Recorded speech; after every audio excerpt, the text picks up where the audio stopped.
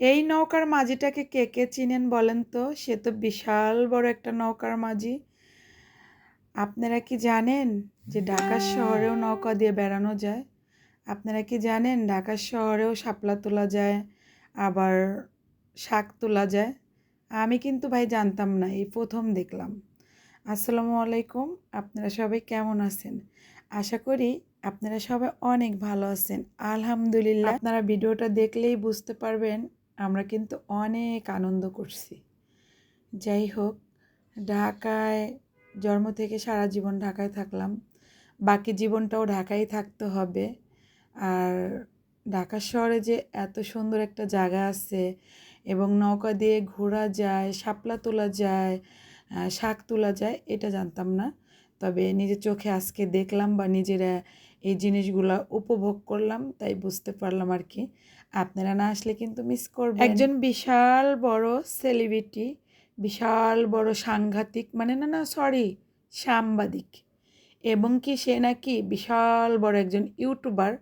ওনাকে নাকি শুধু বাংলাদেশের মানুষ না, অনেক বিদেশি মানুষরাও ওনাকে চিনে। উনি আমাকে নিয়ে একটা ভিডিও বানিয়েছে, মানে একটা না, 2-3টা ভিডিও বানিয়েছে। উনি ঢাকা শহরের মানুষ, কিন্তু না, আমি তো জানি উনি আজকে শুক্রে শুক্রে 8 দিন ধরে ঢাকা এসেছে, কিন্তু আবার দাবি করে যে আমি ঢাকার মানুষ। যাই হোক, ওনার কথা বলতেও আমার এক বাক্যে কী বলবো, ওই যে অপু বিশ্বাসের মতো ঘৃণা করে। উনি আমার লেভেলেই নেই। যাই হোক, আজকে আমরা এত সুন্দর একটা জায়গায় এসেছি, এত সুন্দর।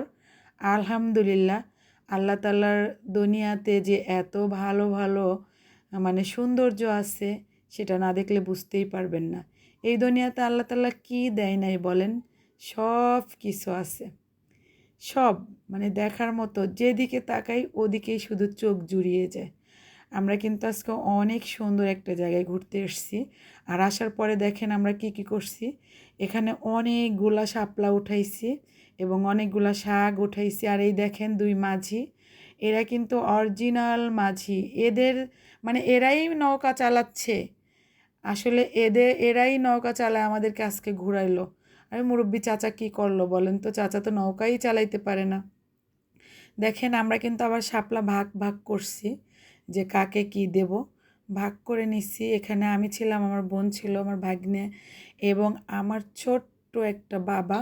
সে তো অনেক আনন্দ করছে, সে অনেক খুশি, সে তো ওখান থেকে আসতেই চাচ্ছিল না, কিন্তু কি করার, আসতে তো হবেই। আর আমরা যেদিন ওখানে ঘুরতে গেছিলাম সেদিনের মানে ওয়েদারটা এতটাই ভালো ছিল, কি বলবো, মানে এত সুন্দর একটা ওয়েদার ছিল। না ছিল বৃষ্টি, না ছিল রোদ, অনেক সুন্দর একটা পরিবেশ ছিল। আর আমরা এতটাই আনন্দ করছি, খুব ভালো লাগছে।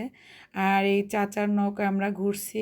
চাচা অনেক ভালো একজন মানুষ, ওনাকে আল্লাহ তাআলা নেক হায়াত দান করুক। আমরা ঘোরাঘুরি, এখান থেকে ঘোরাঘুরি শেষ করে তারপরে বাচ্চারা একটু রাইডে উঠলো, তারপরে একটু ফুচকা খেলো, আমরা একটু ঘোরাঘুরি করলাম, তারপরে আলুর চিপস খেলো।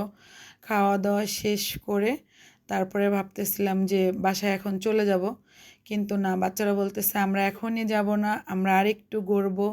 চাচা তো একবার নৌকা পাড়ে নিয়ে আসছে, আবার বাচ্চারা বলতেছে আবার ঘুরবে। আবার আমরা নৌকা দিয়ে একটু ঘোরাঘুরি করলাম, প্রায় 2 ঘন্টা ঘুরছিলাম। আর এখানে আসার পরে নৌকা দিয়ে ঘুরলে ঘন্টায় 150 টাকা করে নেয়। আপনারা কে কে এই জায়গাটা চেনেন বলেন তো? যারা চেনেন অবশ্যই কমেন্টে বলবেন যে আসলে এটা কোন জায়গা। আর এটা কিন্তু কোনো গ্রামে না, এটা কিন্তু একদম ঢাকার ভিতরেই।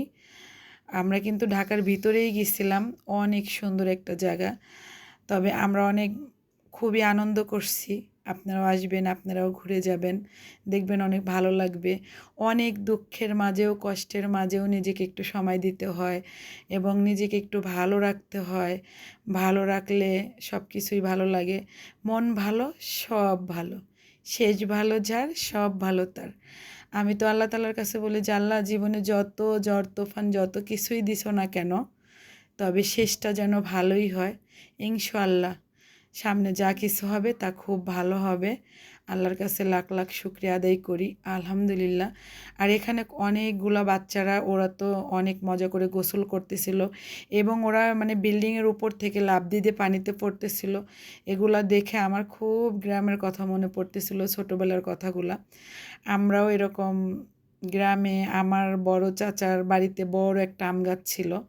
আম গাছের নিচেই একটা পুকুর ছিল। আমরা আম গাছে উঠে উঠে অনেক জোরে জোরে লাফ দিয়ে দিয়ে পড়তাম। সেগুলো অনেক স্মৃতি মনে পড়ে। যাই হোক, আজকের ভিডিওটা কার কাছে কেমন লাগলো অবশ্যই কমেন্টে জানাবেন। আমাদের কাছে কিন্তু খুবই ভালো লাগছে। আর যদি আপনাদের এই ভিডিওটা ভালো লেগে থাকে করে একটা কমেন্ট করে যাবেন, একটা লাইক করে যাবেন। কি করবেন তো আপুরা ভাইয়ারা, যদি ভালো লাগে। আমি আসলে প্রতিদিন ভিডিও ছাড়ি না, কারণ আমার মন মানসিকতা সবসময় ভালো থাকে না। আল্লাহ হাফেজ।